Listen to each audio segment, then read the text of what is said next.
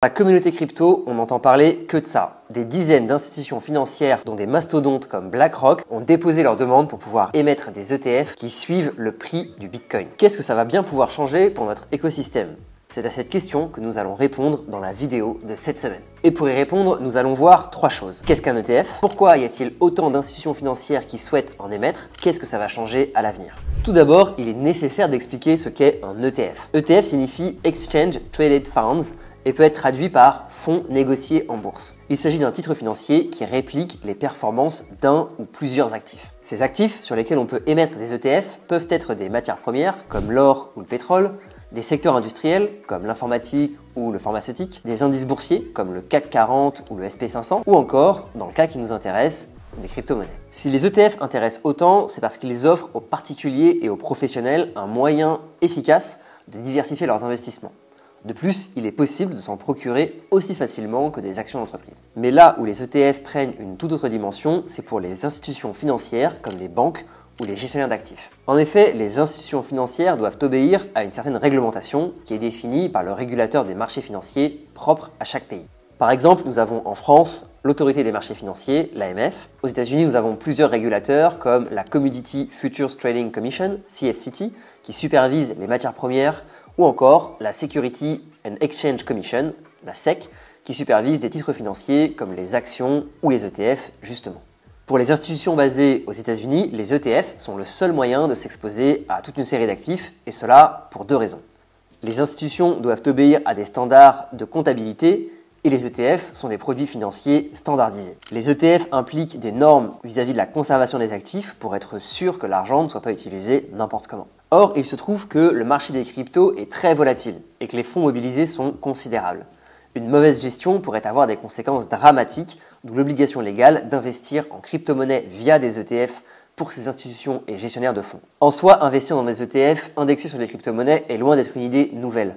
Les frères Winklevoss, les fondateurs de la plateforme d'échange Gemini, ont demandé d'émettre un ETF Bitcoin en 2013. De plus, il existe déjà des ETF pour permettre aux institutions financières d'investir dans les crypto-monnaies, comme par exemple le GBTC de la société Grayscale ou encore un ETF émis par la CME. Mais du coup, pourquoi y a-t-il autant d'attentes vis-à-vis des ETF alors qu'en fait il en existe déjà ? Pour comprendre ces attentes, il faut tenir compte du contexte dans lequel nous nous trouvons.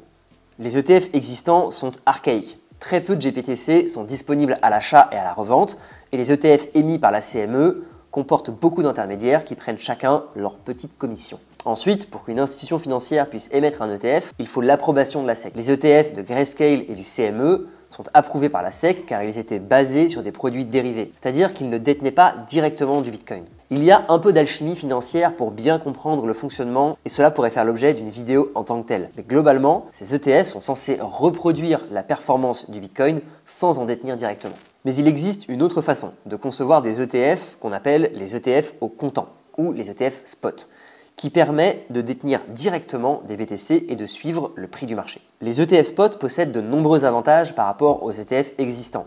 Le problème est que ces demandes d'ETF spot ont été, jusqu'à présent en tout cas, systématiquement rejetées par le régulateur américain. Mais si les ETF sont aussi attendus en ce moment, c'est surtout parce que les ETF spot seraient sur le point d'être acceptés. En effet, les plus grands gestionnaires d'actifs comme BlackRock ont déposé leur demande à la SEC pour émettre un ETF spot sur Bitcoin.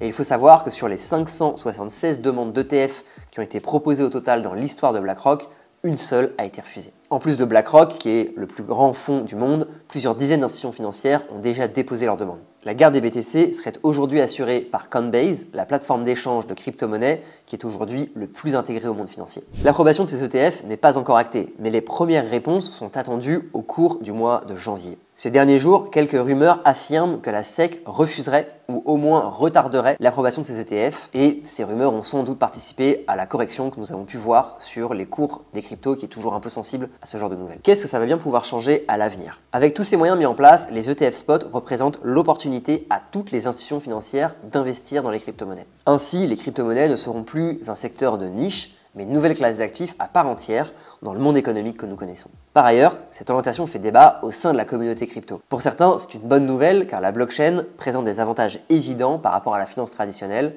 et que les ETF sont une bonne nouvelle porte d'entrée pour l'adopter. Pour d'autres, au contraire, c'est une mauvaise nouvelle car les ETF recréent des tiers de confiance qui dépendent du système bancaire alors que les crypto-monnaies étaient précisément censées les enlever. Quoi qu'il en soit, nous assistons à une véritable croisée des mondes entre la finance traditionnelle et la blockchain et ça va être très intéressant à suivre. Dites-nous dans les commentaires si vous pensez que ces ETF sont plutôt une bonne ou une mauvaise chose.